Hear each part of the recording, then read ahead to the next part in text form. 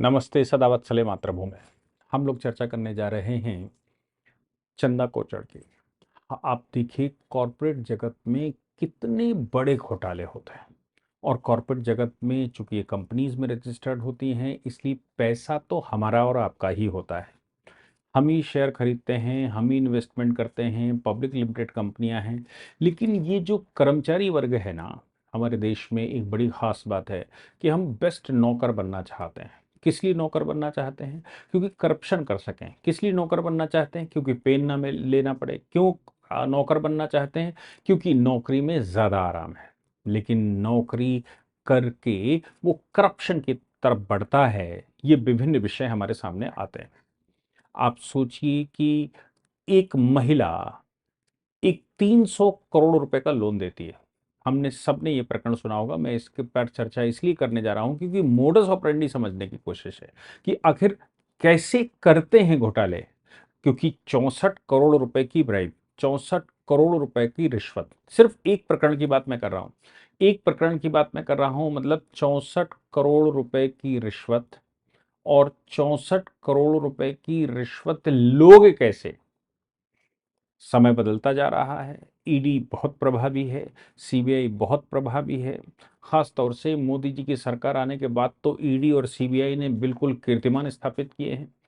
अब सरकारी कर्मचारियों से भी मेरी बात होती है तो वो बहुत बहुत बड़ा वर्ग ये कहता है कि अब करप्शन करके लाभ क्या है? करप्शन करेंगे कैसे? करप्शन का पैसा रखेंगे कहाँ? हाँ, ये ज़रूर है कि कुछ बड़े वाले हैं, वो अपने बच्चों को विदेश में भेजते हैं, हवाला के माध्यम से पैसा बच्चों के पास भेजते हैं, वहाँ वो एस्टेब्लिशमेंट बनाते हैं और रिटायर होने के बाद बच्चों के पास शिफ्ट हो जाते हैं। एक बड़ी संख्या है हमारे यहाँ सरकारी टॉप के क्लास 1 के अधिकारियों की और जुडिशियल फील्ड के अधिकारियों की, जो कि विदेश में जाकर शिफ्ट होता है। उसने ये तरीका अपना रखा है कि वो हवाला से पैसे भेजता है। मतलब करप्शन करता है, ठीक-ठीक। लेकिन फिर भी ईडी और सीबीआई का भय ठीक-ठीक है, जिसकी वजह से वो खुलकर करप्शन नहीं कर पाता, जैसा कि करप्शन आज से 10-15 साल पहले किया करता था। कुछ भी है, सीधा करप्शन होता था। सीरियल भारत में बने थे तमाम तरह के। और वो सीरियल जब नई-नई टीवी आई थी, तो सीरियल इसी बात के बनते थे कि लाइनमैन बनना चाहता है, वो अधिकारी नहीं बनना चाहता। क्यों? क्योंकि लाइनमैन को, टेलीफ़ोन के लाइनमैन को ज़्यादा रिश्वत मिलती थी, वो ज़्यादा रिश्वतखोर था। और नौकरी का जो पैसा है वो ज़्यादा इम्पोर्टेंट नहीं है, पैसा तो वो इम्पोर्टेंट है जो रिश्वत खाएगा। मज़े की बात तो ये है कि ये हमारे ही बच्चे हैं, मज़े की बात ये है ये हमारी ही परवरिश में बड़े हुए। मज़े की बात तो ये है कि नौकरी से पहले ये बड़ी-बड़ी कस्में खाता है कि देश के लिए करने जा रहा है। लेकिन देश के लिए करता क्या है? बड़ा वर्ग ऐसा है जो करप्शन करता है देश के लिए। मतलब देश के नाम पर करप्शन करता है। क्यों? क्योंकि वो करप्ट लोगों के बीच में जाता है और उसको वैसे ही समेट जाता है।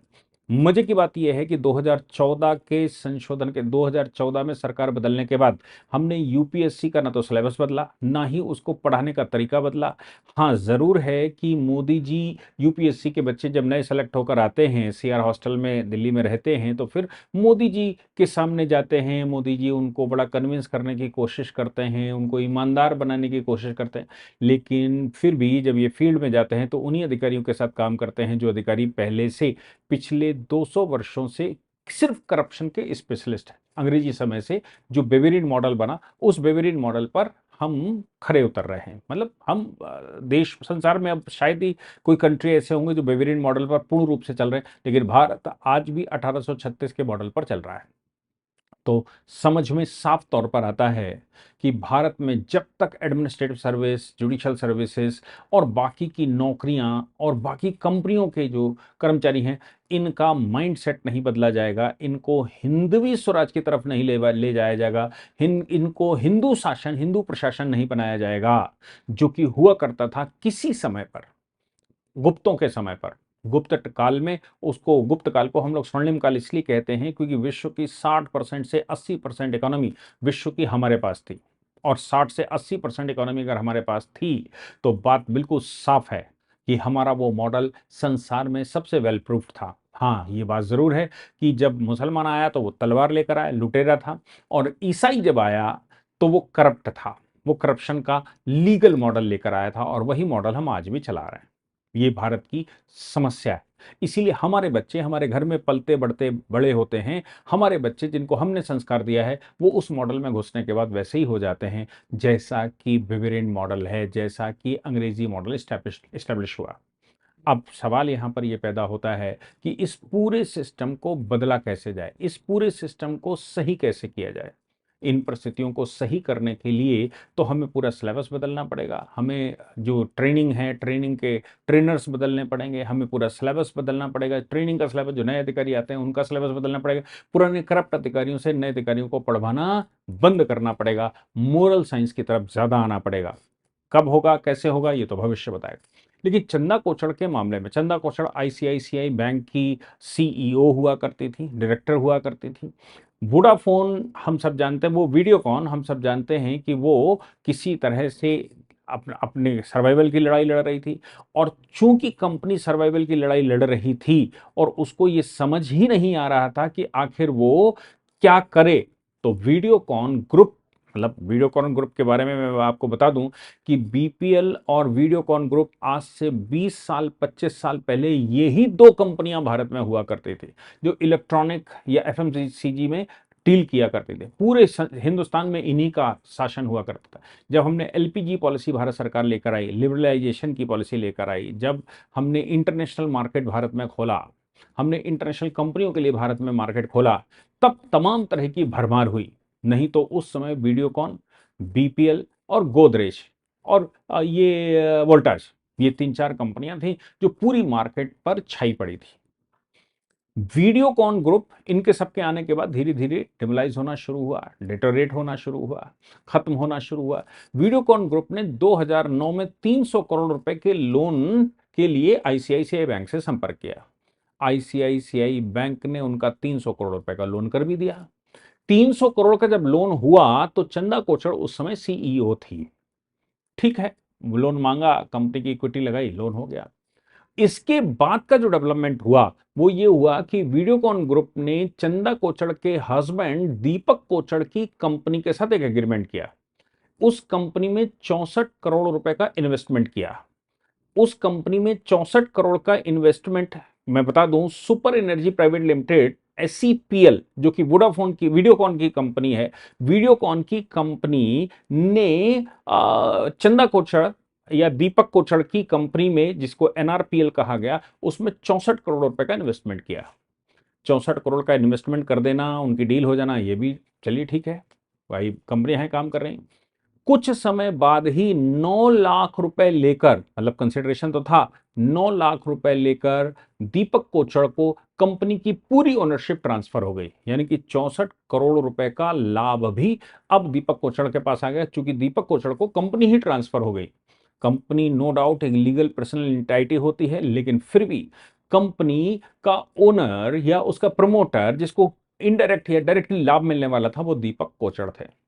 ये बात बाहर निकल कर आई, मुकदमे हुए, ईडी एक्टिव हुई, सीबीआई एक्टिव हुई और मुकदमा फाइल हो गया। इन्वेस्टिगेशन के बाद चंदा कोचड़ को के खिलाफ मुकदमा हुआ, चंदा कोचड़ को बेल मिली, बेल पर वो रिहा हो गई, लेकिन मुकदमा चलता रहा। अब जब ट्रिब्यूनल में केस फाइल हुआ, जब चार्जशीटें फाइल हो गई, ये माना गया, ईडी ने माना, सीबीआई ने माना कि ये तो रिश्वत है, साफ तौर पर रिश्वत है। फिर चंदा कोचड़ का जो जवाब आया वो ये आया, मतलब उन्होंने जो अपना बचाव लिया वो ये लिया कि मुझे नहीं पता था कि मेरे पति की डील इस कंपनी से हो रही है, वीडियोकॉन के साथ हो रही है, जिसमें हमने लोन सैंक्शन किया है, मुझे इस बात की जानकारी नहीं थी। ट्रिब्यूनल ने यह बात अस्वीकार कर दी। ट्रिब्यूनल ने कहा कि सीईओ होने के नाते कंपनी के साथ हो रही सारी डील्स जितनी भी हैं उसका बैकग्राउंड पता करना तुम्हारा कर्तव्य बनता है। उसके एमडी होने के नाते जिस कंपनी को लोन जा रहा है उस कंपनी का पूरा बैकग्राउंड और उसकी हिस्ट्री जानना आपका कर्तव्य बनता है। और आपके पति के साथ डील हो रही थी, आपको पता नहीं है, ये बात स्वीकार नहीं की जा सकती। और ये बात तो साफ तौर पर, डील हो जाए तो समझ में आता है कि भाई कुछ बिजनेस डील हुई है। ये बिजनेस डील थी ही नहीं, क्योंकि 64 करोड़ रुपए का मामला 9 लाख रुपए में कैसे सेटल हो सकता है। हमको नेशनल हेराल्ड के तो खूब याद होगा, नेशनल हेराल्ड केस में राहुल गांधी यही सब करके, सोनिया गांधी ने यही सब करके जनता का पैसा जो कि जवाहरलाल नेहरू को दिया गया था वो नेशनल हेराल्ड में लगाया गया था। नेशनल हेराल्ड को तमाम प्रॉपर्टियां अलॉट की गई थी, नेशनल हेराल्ड के पास अपनी प्रॉपर्टियां थी और वो प्रॉपर्टियां सभी एक नई कंपनी यंग इंडिया बनाकर उस कंपनी की ओनरशिप गांधी नकली गांधियों को देकर वो पूरी की पूरी हड़प कर ली गई, पैसा पूरा साफ हो गया। ये तो वो खेल था कि कंपनी से कंपनी में पैसा जाए और ओनरशिप किसी प्राइवेट की हो। आप सोच लीजिए कि ट्रिब्यूनल ने आज कहा कि 64 करोड़ रुपया रिश्वत थी, ये कोई बिजनेस डील थी ही नहीं, ये एनर्जी से एनर्जी कंपनी की डील नहीं थी, क्योंकि 9 लाख रुपए कंसिडरेशन में 64 लाख को छोड़ देना। चंदा कोचड़ की टोटल 78 करोड़ रुपए की संपत्ति ईडी ने जब्त की थी। इसके अलावा और कंपनियों की संपत्तियां ईडी ने जब्त की थी। चंदा कोचड़ की पर्सनल 78 करोड़ की संपत्ति, जिसमें कि चर्च गेट, आप सोचिए मुंबई में चर्च गेट पर उनका बंगला भी शामिल था, घर भी जब्त कर लिया गया था। ऐसा करप्शन करप्शन को इस लेवल पर ले जाकर खड़ा कर दिया, मुझे तो नहीं लगता कि हमारे देश का विकास इस तरह की मानसिकता से हो सकता है। भारत में हिंदवी स्वराज स्थापित करना पड़ेगा, भारत में हिंदू शासन स्थापित करना पड़ेगा, भारत में हिंदू इकोनॉमिक मॉडल स्थापित करना पड़ेगा, भारत को हिंदू इकोनॉमी बनाना पड़ेगा। जब तक आप ईसाई इकोनॉमी में चल रहे हैं, भ्रष्टाचार को रोका नहीं जा सकता। मुस्लिम इकोनॉमी में चलते थे, वो तलवार पर आते थे, शक्ति से हो सकता है, लेकिन जो बेवेरियन मॉडल है, ईसाई इकोनॉमी है, ईसाई इकोनॉमी भ्रष्टाचार पर चलती है। जब तक ईसाई इकोनॉमी को रिप्लेस करके हिंदू इकोनॉमी नहीं लाई जाती, भारत में सिलेबस नहीं पढ़ाया जाता, लोगों की मानसिकता नहीं बदली जाती, उनको जो अधिकारी हैं अधिकारियों को हिंदू ट्रेनिंग नहीं दी जाती, तब तक मुझे नहीं लगता कि हमारा देश सही भी हो सकता है। पूरी शक्ति से सरकार लगी है केंद्र की, फिर भी सही नहीं कर पा रही है। इसका कारण यह है कि जिस मटके में तेल आता है, जिस मटके में धन आता है, उस मटके में इतने छेद हैं कि वो सब नीचे से निकलकर लोगों की प्राइवेट बैंक और प्राइवेट पॉकेट्स में चला जाता है। सरकार के लिए बहुत कम बचता है, लेकिन जो भी बच रहा है उसमें आज की केंद्र सरकार खूब जितना विकास कर सकती है उतना कर रही है, लेकिन इन छेदों को बंद करना जरूरी है। और ये छेद तभी बंद होंगे जब मटका नया बदला जाएगा। उस मटके को हिंदू मटका कहा जा सकता है, उस इकोनॉमी को हिंदू इकोनॉमी कहा जा सकता है, उस प्रशासन को हिंदू प्रशासन और उस देश को हिंदू देश यानी कि हिंदू स्थान, जिसको भारत भी आप कह सकते हैं, भारत कहा जाए, वो भारतीय मॉडल बन जाए, तभी हम बचा सकते हैं। नहीं तो एक चंदा कोचड़ भारत में नहीं है, हजारों चंदा कोचड़ भारत में काम करती हैं।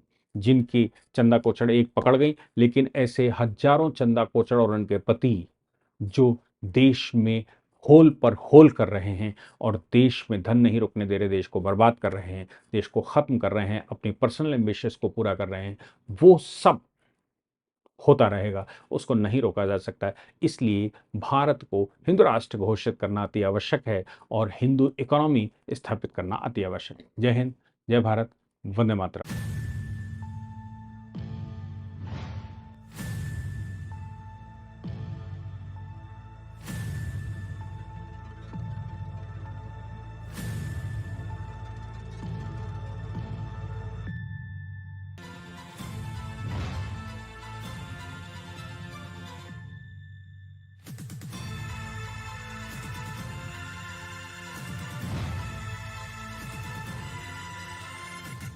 यदि आप लॉ पढ़ना चाहते हैं तो कहीं और ना जाकर हमारे ऐप dkdubey.com जल्द से जल्द डाउनलोड करें।